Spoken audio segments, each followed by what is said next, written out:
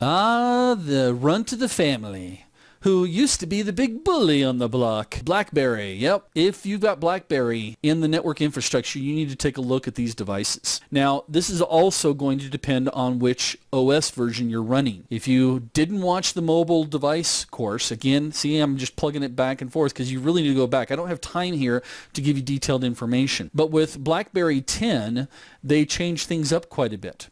Previous to that, we could actually use some interesting tools, like we could fire up BB Proxy, which would allow us to do a bluejacking attack on a BlackBerry device, basically hijacking the connection itself. We'd then want to go through and perform an email exploit by sending multiple emails or multiple messages to try to trick the user into downloading a malicious.cod application file. It's a code file for the BlackBerry device. Maybe, hey, you need to really install this update. Hey, you need to really install this update. Eventually, it gets so annoying, what do people do? Yeah, they'll click OK, install it, instead of trying to figure out where it's coming from. We could also do the same thing that we saw with the Android environment, and that is go through and try to perform a DOS, a denial of service, by sending a malformed SRP, which is short for a server routing protocol packet, from the BlackBerry network to the router to cause this type of DOS. Now, remember what we saw on the Windows platform as far as the browser? Well, we actually saw this in a couple of other devices.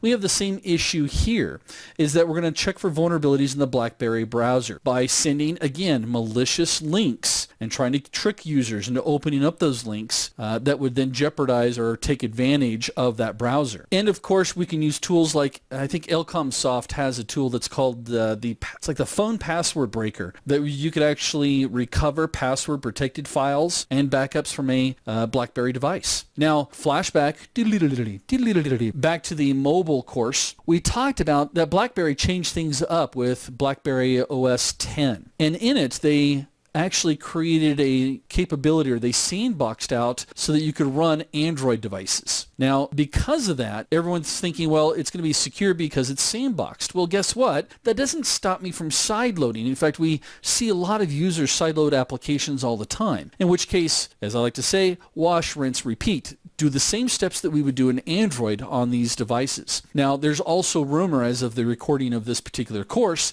that the next revision of the BlackBerry platform will be fully based off of Android, which then I would say, if you're watching this course after that's come out, just go back and look at what we can do with Android. Now, there are several different tools out there that can actually help us out in pen testing in all the platforms. One of the more popular ones out there, it's a paid program, it's called Xanti.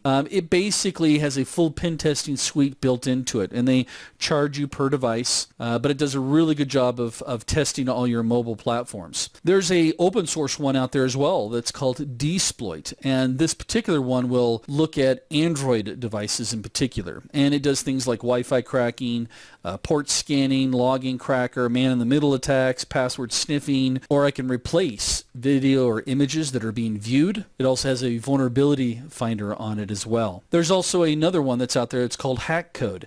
This particular one is very similar to Dsploit, except for it's got some additional tools built into it, like it's got Google hacking capabilities. They've got a security feed so you can keep up to date with the latest and greatest security news.